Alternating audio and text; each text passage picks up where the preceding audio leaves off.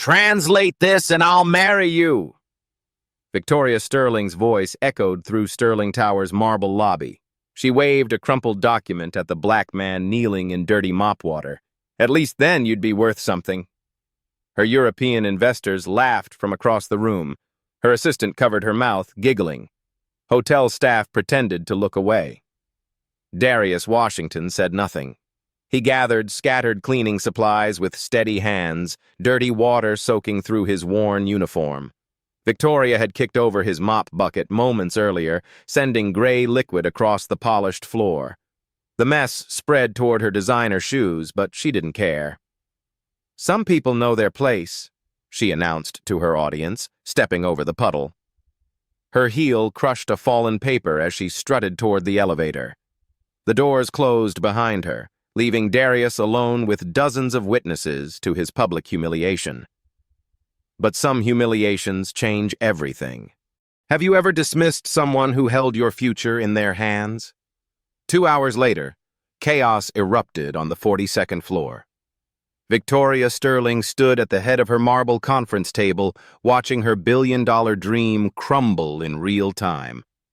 The European Alliance merger, 18 months of negotiations, her company's future, was dying in a storm of angry voices.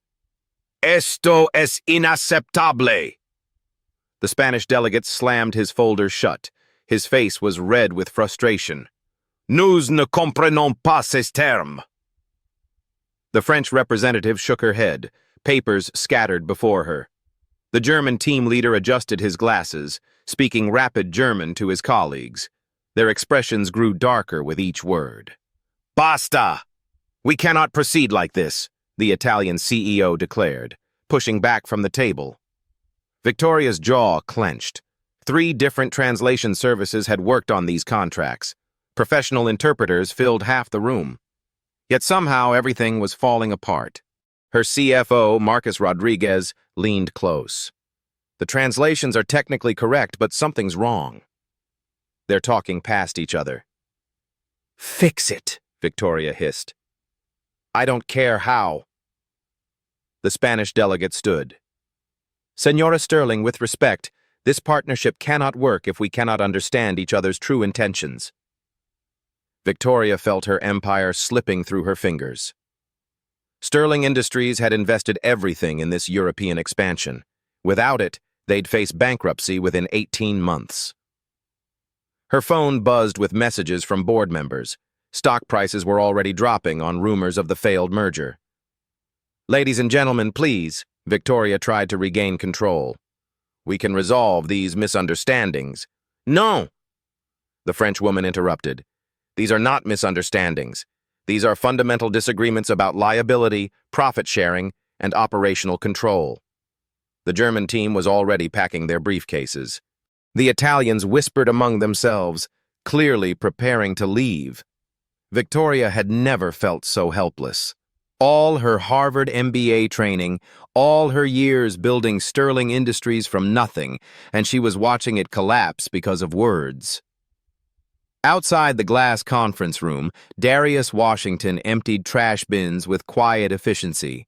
His dark eyes tracked the heated gestures, the frustrated faces, the crumbling deal. He understood every word they were saying, and he knew exactly what was going wrong. Marcus Rodriguez needed air. The conference room felt like a pressure cooker, and he'd watched enough deals die to recognize the signs. He stepped into the hallway, loosening his tie. The merger was finished. 6 months from now, he'd be updating his resume. That's when he noticed the janitor had stopped working. Darius Washington stood frozen beside his cleaning cart, head tilted toward the conference room's glass wall. His eyes moved like someone following a tennis match, tracking speakers as they switched between languages. Marcus watched, curious. Most people glazed over during multilingual arguments, but Darius seemed engaged. "Excuse me," Marcus approached carefully. "Do you understand what they're saying there?" Darius looked up, startled. For a moment, he seemed ready to apologize and move along. Then something shifted in his expression. "They're not really fighting about money," Darius said quietly. Marcus blinked. What? The Spanish team keeps saying compromiso, but your translators are rendering it as compromise. In Spanish business culture, compromiso means commitment, dedication. They think you're asking them to settle for less than their best.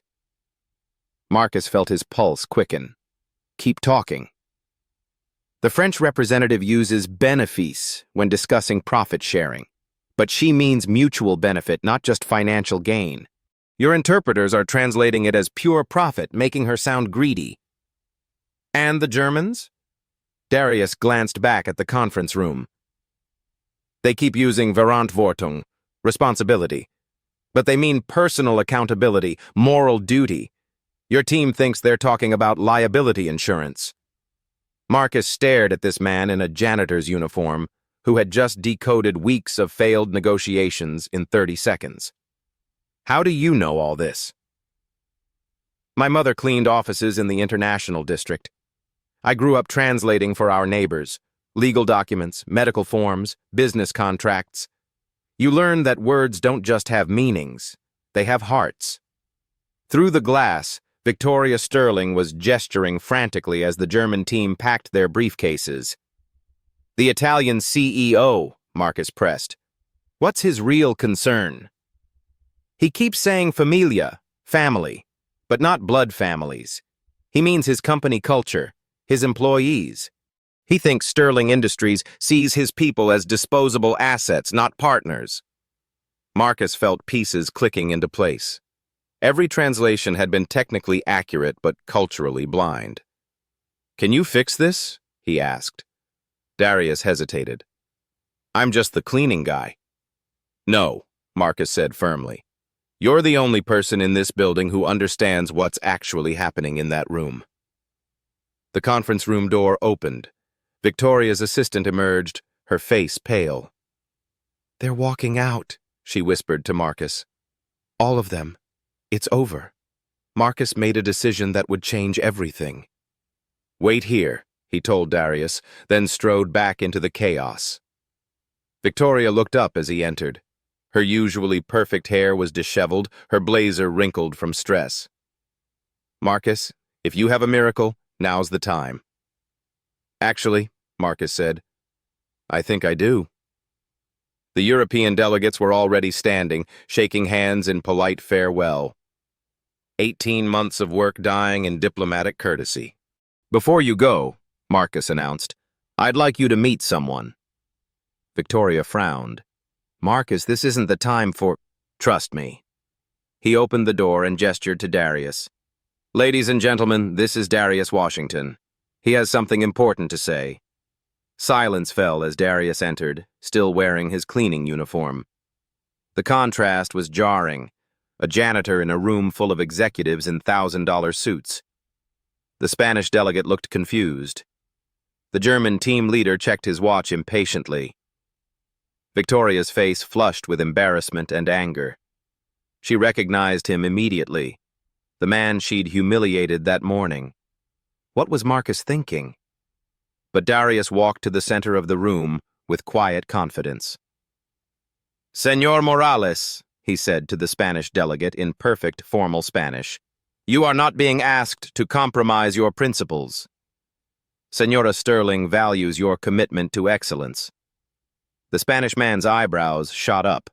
Darius turned to the French representative, switching languages seamlessly. Madame Dubois, your vision of mutual benefit aligns perfectly with Sterling's values. There has been a misunderstanding. Then to the Germans, in their own tongue, explaining concepts of shared responsibility and moral partnership. Finally, to the Italian CEO, speaking warmly about family values and employee protection. The room was electric with stunned silence. Victoria Sterling stared at the man she'd dismissed as worthless that morning. He had just spoken 5 languages flawlessly, demonstrating a deeper understanding of international business than her entire translation team. That evening, Marcus found Darius in the parking garage loading cleaning supplies into a battered Honda Civic. I need to understand, Marcus said. Where did you learn to speak like that? Darius paused, a mop bucket halfway into his trunk. For a moment, he seemed to weigh whether this conversation was worth having. "My mother, Grace, came here from Jamaica when I was 5, he said finally. Spoke perfect English, but the world treated her like she was invisible because she cleaned offices." He continued loading supplies, his movements careful and practiced. "She worked nights at the International Business Center downtown. I'd do homework in empty conference rooms, listening to leftover conference calls, reading discarded contracts." "That's how you learned?" "That's how I started." Our apartment building was full of immigrants, Mexican families, French students, German engineers laid off from the auto plants, when they needed help with documents, legal forms, job applications. Darius shrugged. "I was the kid who could bridge languages." Marcus watched this man who'd just saved $1 billion deal describe it like it was nothing special. "What about formal education?" Darius's expression darkened slightly. "Full scholarship to University of Michigan. Linguistics program." He slammed the trunk shut. "Had to turn it down senior year when Mom had her stroke." The parking garage suddenly felt cold. "She needed full-time care. I became the breadwinner. Cleaning jobs don't require degrees, but they pay enough to keep us afloat." "That was 11 years ago?" 11 years, 3 months, 2 weeks. Darius leaned against his car. "She's better now. Walks with a cane, works part-time at a bookstore. But college ships sailed long ago." Marcus felt something twist in his chest. This man could have been running international corporations. Instead, he emptied trash cans because life demanded sacrifice. "Is that why you do this? Does language work for neighbors?" Darius smiled for the first time all day. "Every person I help cross a language barrier makes the world smaller, kinder. My mom taught me that dignity isn't about what job you do. It's about how you treat people while you're doing it." He opened his car door, then paused. "Even people who kick over your mop bucket." The next morning, Victoria Sterling paced her corner office like a caged tiger. The European delegates had agreed to reconvene, but barely. One more miscommunication would kill the deal permanently. Marcus knocked and entered without waiting for permission. "We need to talk about Darius Washington." Victoria's jaw tightened. "The janitor?" "Marcus, yesterday was unusual, but we can't run a Fortune 500 company with cleaning staff. He saved the merger. He delayed the inevitable." Victoria turned to face the window, her reflection sharp in the glass. "I've called in the best translation firm on the East Coast. Real professionals." "Victoria, listen to me." "No, you listen." She spun around, her voice cutting. "What happened yesterday was embarrassing. A janitor correcting million-dollar translators? Do you know what the board would say?" Marcus placed a tablet on her desk. "The Spanish team called this morning. They want Darius in today's session." Victoria stared at the screen. "They what?" "Senor Morales specifically requested the young man who understands our true meaning." The Germans agreed. So did the French and Italians. The color drained from Victoria's face. "This is insane. We have protocols, procedures, and reputations to maintain. Our reputation is in bankruptcy if this deal fails." Victoria sank into her leather chair. Through her window, she could see Darius 30 floors below, emptying trash bins in the plaza. From this height, he looked insignificant, forgettable. "Fine," she said finally. "One test. When he fails, and he will fail under real pressure, I don't want to hear about diversity initiatives for a month." 2 hours later, Darius stood in the executive conference room wearing the same uniform that had been soaked in mop water yesterday. The contrast was jarring worn polyester among Italian silk suits. Victoria watched from the head of the table, arms crossed. "Ladies and gentlemen, Mr. Washington will be assisting with our communications today." The edge in her voice was unmistakable. Several Sterling executives exchanged uncomfortable glances. Señor Morales smiled warmly at Darius. Muchas gracias por ayudarnos ayer. De nada, señor, Darius replied. Es un honor trabajar con ustedes. Victoria felt a flicker of unease. That sounded too natural, too confident. The morning session began smoothly. Too smoothly. Darius didn't just translate, he anticipated misunderstandings before they happened, clarified cultural contexts, and found common ground between conflicting positions. When the German team used Beteiligung to describe profit sharing, Darius explained to the others that they meant active participation, not passive investment. The French team nodded in understanding. When Madame Dubois mentioned engagement mutual, Darius helped the Germans understand she meant collaborative partnership, not legal obligations. Victoria found herself leaning forward despite her skepticism. This wasn't luck or beginner's fortune.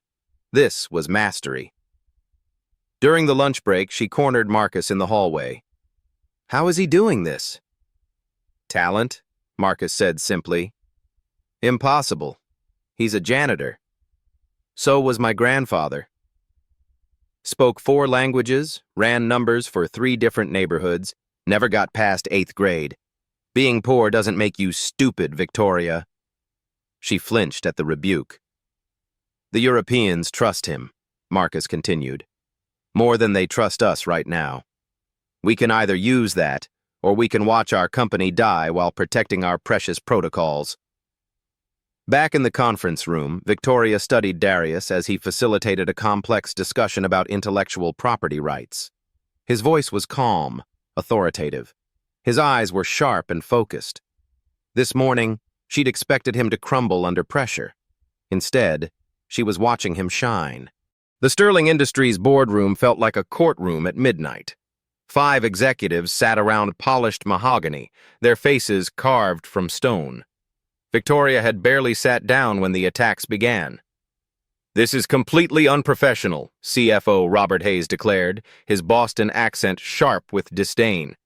We're letting maintenance staff dictate billion-dollar negotiations? Chief Counsel Patricia Winters leaned forward, her silver hair pulled into a severe bun. Victoria, what happens when this gets out? Sterling Industries relies on janitors for international deals. The liability alone could destroy us. The Europeans specifically requested him, Victoria said carefully. The Europeans don't understand our corporate structure, Hayes shot back. We have protocols, hierarchies, and standards. What's next? Asking the cafeteria staff to run board meetings? Victoria felt the familiar weight of being the youngest CEO in the company's history. Every decision scrutinized, every innovation questioned. The results speak for themselves, she argued. Yesterday's session was our most productive in weeks. One lucky day doesn't justify throwing out decades of business practices, said Operations Director James Carter, his voice measured but firm. What precedent does this set? Every employee thinks they can bypass their job description? The room's tension was suffocating. Victoria realized she was fighting a war on 2 fronts, saving the merger and defending her leadership. Meanwhile, 3 floors below, Darius faced his own rebellion. Man, you're playing with fire, Carlos Mendez warned as they restocked supply closets. Carlos had worked maintenance for 8 years, his weathered hands proof of hard labor. Rich people don't like being shown up. Especially not by people like us, added Sandra Park, the night shift supervisor. Her Korean accent was soft, but her concern was genuine. I've seen this before. They use you, then throw you away when convenient. Darius continued organizing cleaning supplies, his movements methodical. What was I supposed to do? Let the deal fail? That ain't your problem, Carlos insisted. Your problem is keeping this job, feeding your family, staying invisible. That's how we survive. Surviving isn't living, Darius replied quietly. Sandra touched his shoulder. Your mother raised you right, but good intentions don't protect you from bad people. Back in the boardroom, the assault intensified. I spoke with the board, Hayes announced, his smile predatory. They have serious concerns about our unconventional approaches. Victoria's stomach dropped. You called an emergency board meeting without consulting me? I called friends who care about this company's future, Hayes corrected. They want answers. What's your exit strategy when this experiment fails? How do we contain the damage to Sterling's reputation? And what about insurance? Winters added. If this janitor makes a mistake that costs us millions, who's liable? He has no professional credentials, no bonding, no accountability. Victoria felt the walls closing in. These people had worked under her father and had reluctantly accepted her leadership when he died. Now they sensed weakness. Give me 48 hours, she said finally. 48 hours for what? To prove this works or to end it completely? Hayes leaned back, satisfied. Fair enough. But Victoria, understand if this backfires, the board will demand changes. Starting with the management structure, the threat was clear. Her job was on the line. After the executives filed out, Victoria sat alone in the empty boardroom. Through the window, she could see Darius in the plaza below, talking with other maintenance workers. He looked so small from this height, so ordinary. But yesterday, he had spoken 5 languages with the confidence of someone born to it. He had turned chaos into clarity with nothing but words and understanding. Victoria had built her entire career on recognizing talent and taking calculated risks. The question was, did she have the courage to bet everything on a janitor? By noon, word of the miracle janitor had spread through Sterling Tower like wildfire. Victoria found herself fielding calls from department heads she barely spoke to. Marketing wanted interviews. HR demanded policy clarifications. Legal insisted on liability reviews. But the real test came from an unexpected source. Miss Sterling? Her assistant's voice crackled through the intercom. The Japanese delegation from Yamamoto Electronics is here. They're having difficulties with their Korean partners. Victoria's stomach clenched. The Yamamoto deal was separate from the European merger, a smaller but crucial contract worth $50 million. If they lost both negotiations simultaneously, Sterling Industries would be finished. Send them to conference room B. Get our Korean translator immediately. Ma'am, he's not available. Food poisoning. Victoria closed her eyes. What about backup translators? Booked with other clients. There's a major trade summit downtown. Through her window, Victoria spotted Darius refilling a maintenance cart. A crazy idea began forming. 20 minutes later, she stood outside conference room B, listening to raised voices in Japanese and Korean. The translation app on someone's phone was clearly failing, making things worse. Victoria found Marcus in the hallway. How desperate are we? She asked. Scale of 1 to 10? 15? She knocked on the conference room door and entered with Darius behind her. The arguing stopped instantly. 6 executives in expensive suits stared at the woman in designer clothes, followed by a man in a janitor's uniform. Gentlemen, Victoria began carefully, this is Darius Washington. He specializes in cross-cultural business communication. She held her breath. This was either brilliant or career suicide. Darius stepped forward and bowed slightly to the Japanese delegation, then nodded respectfully to the Korean team. When he spoke, his Japanese was formal, respectful. Yamamoto-san, I understand there are concerns about manufacturing timelines and quality standards. The lead Japanese executive's eyebrows rose in surprise. Hi, but the Korean team seems unwilling to accommodate our specifications. Darius turned to the Korean delegation, switching languages seamlessly. His Korean was less polished than his other languages, but clearly functional. Within 10 minutes, the real problem emerged. It wasn't about timelines or quality. It was about face-saving. The Japanese team had designed specifications that were technically impossible to meet. Rather than admit this publicly, they'd made increasingly unreasonable demands, hoping the Koreans would back out and take the blame for the failed deal. The Korean team knew the specifications were impossible, but couldn't directly contradict their potential partners without appearing disrespectful. Both sides were trapped by cultural pride. Darius navigated the situation like a diplomat.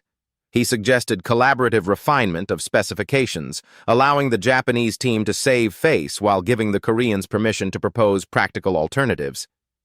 Perhaps, he said carefully in Japanese, Yamamoto's innovative designs could benefit from Korean manufacturing expertise to achieve optimal results.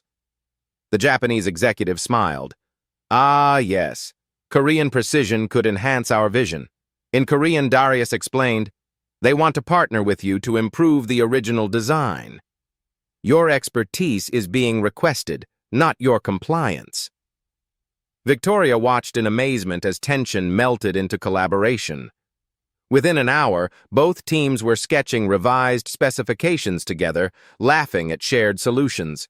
As the meeting concluded with handshakes and exchanged business cards, the Japanese executive approached Victoria. Sterling-san, your consultant is remarkable. Where did you find such talent? Victoria glanced at Darius, who was quietly organizing discarded papers. He found us. Back in her office, Victoria stared at her phone. 3 messages from Hayes about containing the situation. 2 from board members demanding explanations. 1 from her father's oldest friend, asking if she'd lost her mind. But also confirmation that the Korean-Japanese deal was moving forward. The European merger is back on track. 2 potential clients requested meetings after hearing about Sterling's innovative approach to international business. Marcus knocked and entered. The Korean team wants to hire Darius as a permanent consultant. What did you tell them? That they'd have to get in line. Victoria Sterling had never called an emergency board meeting at 9 p.m. before. But then again, she'd never bet her career on a janitor before. The mahogany conference table gleamed under harsh LED lights as 7 board members filed in. Their faces ranged from curious to hostile, with Robert Hayes leading the opposition. Victoria, Chairman Douglas Sterling, her uncle, settled into his chair with obvious reluctance. This better be good. We've had calls from competitors, journalists, and 3 major clients asking about our personnel changes. Victoria stood at the head of the table, a stack of documents before her. Her hands were steady despite the storm in her chest. In the past 48 hours, Darius Washington has facilitated 3 separate international negotiations, she began. The European merger is back on track. The Yamamoto-Korean partnership is moving forward. And this afternoon, he prevented a $30 million lawsuit with our French suppliers. Hayes scoffed. Luck and novelty. It won't last. Robert's right, agreed board member Patricia Winters. We're talking about sustainable business practices, not party tricks. Victoria opened her laptop. These are testimonials from every international partner we've worked with since Monday. She clicked play on the first video. Senor Morales from the Spanish delegation appeared on screen. Sterling Industries has found something remarkable. His voice filled the room. Not just translation, but true understanding. This young man speaks to our hearts, not just our languages. The next video showed the Japanese executive. In 30 years of international business, I have never seen such sophisticated cultural intelligence. Sterling's consultant understands what we mean, not just what we say. Hayes shifted uncomfortably as praise continued from German, French, Italian, and Korean partners. Impressive testimonials, Chairman Sterling admitted. But what about credentials? Insurance? Professional liability? Already handled, Victoria replied smoothly. I've fast-tracked Darius through our consultant certification program. Full bonding, professional development track, comprehensive benefits. She placed a contract on the table. Effective immediately, Darius Washington is Director of Cross-Cultural Communications, reporting directly to me. The room exploded in whispers. Hayes leaned forward aggressively.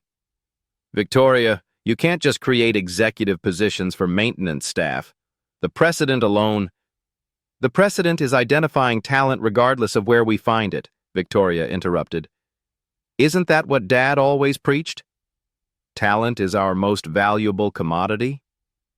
Chairman Sterling's expression softened slightly. His brother had indeed built Sterling Industries on those exact principles. What's his starting salary? Asked CFO Jennifer Wong, her calculator already out. $150,000, plus performance bonuses. Hayes nearly choked. You're paying Janitor executive wages?